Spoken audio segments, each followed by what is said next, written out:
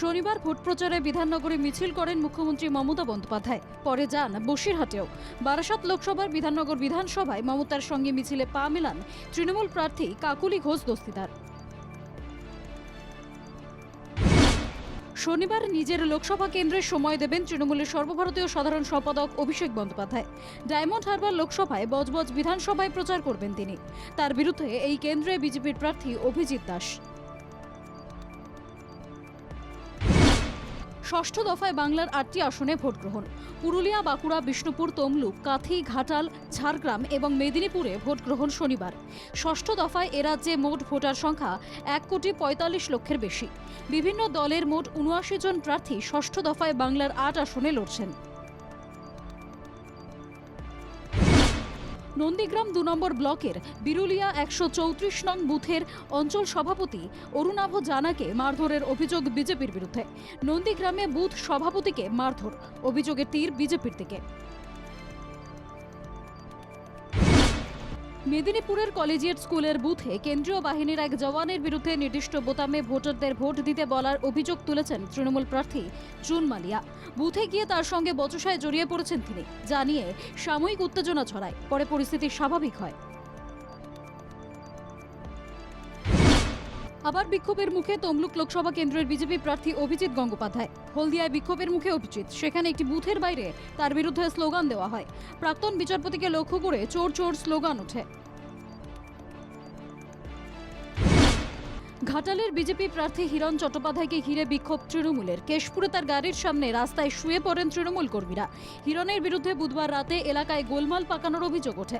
মহিলারা হাতে লাঠি বাঁশ নিয়ে তেড়ে যান হিরণের গাড়ির দিকে। তমলুক লোকসভার অন্তর্গত মহিষাদল বিধানসভায় 218 নম্বর বুথে সিপিআইএম পোলিং এজেন্টকে পোলিং বুথ থেকে বের করে দেওয়া হয়। সেক্টর অফিসার এবং প্রিসাইডিং অফিসার তাকে বের করে দেওয়া হয়েছে বলে অভিযোগ। খবর পেয়ে বুথে গিয়ে প্রিসাইডিং অফিসার ও সেক্টর অফিসারকে ধমক দেন সিপিআইএম প্রার্থী সায়ন ব্যানার্জি। ঘূর্ণিঝড় রেমালের মোকাবিলায় বৈঠক। বাংলা ওড়িশা প্রশাসনের সঙ্গে বৈঠক কেন্দ্রীয় ক্যাবিনেট সচিবের। সব রকম সাহায্যের আশ্বাস রাজীব গৌবার। ইতিমধ্যেই কন্ট্রোল রুম খুলে দেওয়া হয়েছে নবান্নের তরফে। শনিবার নিম্নচাপ আরও শক্তি সঞ্চয় করে পূর্ব মধ্য বঙ্গোপসাগরের উপর ঘূর্ণিঝড়ে পরিণত হওয়ার সম্ভাবনা রয়েছে। ঘূর্ণিঝড়ে পরিণত হলে তার নাম দেওয়া হবে রেমাল। তারপর রেমাল উত্তর ও উত্তর পূর্ব দিকে এগোতে পারে। শনিবার রাতে প্রবল ঘূর্ণিঝড়ে পরিণত হওয়ার সম্ভাবনা রয়েছে রেমালের। দেশ জুড়ে ষষ্ঠ দফার ভোট গ্রহণ পর্ব। ষষ্ঠ দফায় 6টি রাজ্য এবং 2টি কেন্দ্রশাসিত অঞ্চলে ভোট গ্রহণ। বাংলা ছাড়াও উত্তরপ্রদেশ, বিহার, হরিয়ানা, ওড়িশা, ঝাড়খণ্ড এবং দিল্লি ও জম্মু কাশ্মীরের একাধিক লোকসভা কেন্দ্রেই ষষ্ঠ দফার ভোট উৎসব। দেশ জুড়ে ষষ্ঠ দফার নির্বাচন।